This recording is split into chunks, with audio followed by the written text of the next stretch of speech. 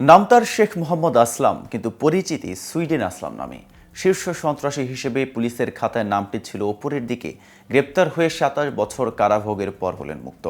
দেশে রাজনৈতিক পট পরিবর্তনের পর অনেক রাজনীতিকের মুক্তির সঙ্গে গত বুধবার গাজীপুরের কাশিমপুরের হাই সিকিউরিটি কারাগার থেকে সুইডেন আসলামের ছাড়া পাওয়ার খবরটিও এসেছে। কিন্তু কে এই সুইডেন আসলাম, কিভাবে তার উত্থান, এ বিষয়ে বিস্তারিত থাকছে প্রতিবেদনের বাকি অংশে। আর কেটিভি নিউজ 24 চ্যানেল থেকে আপনাদের সাথে আছি আমি মেহেদি হাসান। ঢাকার একসময়ের শীর্ষ সন্ত্রাসীদের মধ্যে অন্যতম এই সুইডেন আসলাম দীর্ঘ চেষ্টা ও নানা পরিকল্পনার পর ১৯৯৭ সালের ২৬ মে আইনশৃঙ্খলা বাহিনী তাকে গ্রেফতার করে। সেই সময় তার বয়স ছিল ৩৫ বছর। গত শতকের ৯০-এর দশকে ঢাকার আন্ডারওয়ার্ল্ডে সুইডেন আসলাম ছিল ব্যাপক উচ্চারিত একটি নাম।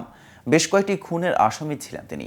যুবলীগের এক নেতাকে হত্যার পর আওয়ামী লীগ সরকার আমলে ১৯৯৭ সালে গ্রেফতার করা হয় সুইডেন আসলামকে। গ্রেপ্তারের সময় সুইডেন আসলাম ছিলেন ৩৫ বছরের যুবক। দীর্ঘদিন কারাগারে থেকে ৬২ বছর বয়সে বেরিয়ে এলেন তিনি। এবার আসুন জেনে নেওয়া যাক কিভাবে উত্থান হলো সন্ত্রাসী সুইডেন আসলামের। সুইডেন আসলামের পরিবারের বাড়ি ঢাকার নবাবগঞ্জ থানার আলকা ইউনিয়নের সাঁথিয়া গ্রামে। তবে তার বাবা শেখ জিন্নাত আলী পরিবার নিয়ে থাকতেন ঢাকার নগরী ইন্দিরা রোডে। ফার্মগেটে রড সিমেন্টের দোকান ছিল জিন্নাত আলীর। তার ৩ ছেলে ও ৪ মেয়ের মধ্যে আসলাম দ্বিতীয়। তেজগাঁও পলিটেকনিক স্কুল থেকে এসএসসি পাশ করে কলেজে ভর্তি হওয়ার পর ফার্মগেটে উঠতি রংবাজ হিসেবে পরিচিত হয়ে ওঠেন তিনি। মূলত HM এরশাদের শাসনামলে আসলামের উত্থান পূর্বের সূচনা হয়েছিল আজাদ ও বাপ্পি নামে দুই সহোদরকে পেটানোর মাধ্যমে। তখন ওই দুই ভাই ফার্মগেট এলাকার অপরাধ কর্মসহ চাঁদাবাজি নিয়ন্ত্রণ করতেন। একদিন ফার্মগেটের নিউ স্টার হোটেল থেকে বাপ্পিকে জোর করে তুলে নিয়ে যান আসলাম। এরপর পিটিয়ে রাস্তায় ফেলে রাখেন। তখন থেকেই উত্থান আসলামের। শাকিল নামে এক কিশোরকে হত্যার মধ্য দিয়ে আসলামের হত্যাকাণ্ড শুরু। ১৯৮৭ সালে পূর্ব রাজাবাজার নাজনীন স্কুলের ভেতরে মায়ের সামনে খুন করা হয়েছিল শাকিলকে।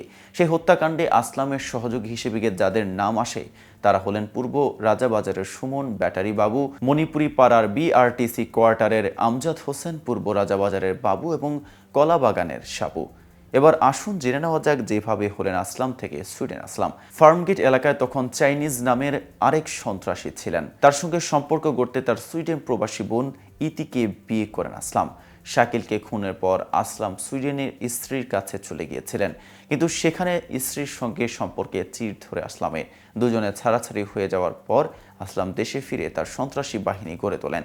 সুইডেন থেকে আসার কারণে আন্ডারওয়ার্ল্ডে তার নাম হয়ে যায় সুইডেন আসলাম। এদিকে আসলামের সঙ্গে ছাড়াছাড়ির পর ইতি ঢাকায় এসে মামুন নামের এক সন্ত্রাসীকে বিয়ে করেন।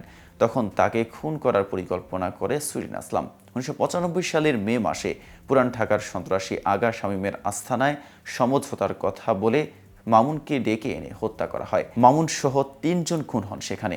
২০০৪ সালের জুন মাসে এই হত্যাকাণ্ডের রায়ে আগা শামীমের যাবজ্জীবন কারাদণ্ড হলেও সুইডেন আসলাম খালাস পান। আজ এ পর্যন্তই। নিত্য নতুন সকল আপডেট পেতে কেটিভি নিউজ 24 এর সাথেই থাকুন।